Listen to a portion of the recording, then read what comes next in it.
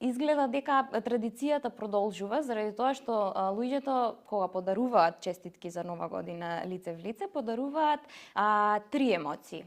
Емоцијата која што уметникот ја остава на картичката кога ја креира, она на продавачите која што ја пренесуваат при нивната продажба и она што самите купувачи го напишуваат на честитката и посакуваат со својот личен ракопис. И во ово брзо време и време на дигитализација, со овие новогодишни честитки се одржува она традиционално посакување на желби за Нова година.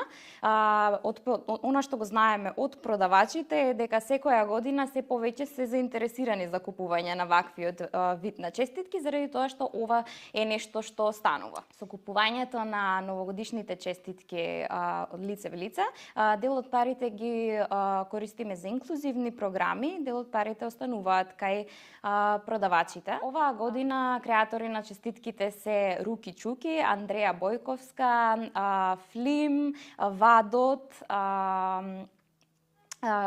Ване Костуранов и Ѓорги Равански.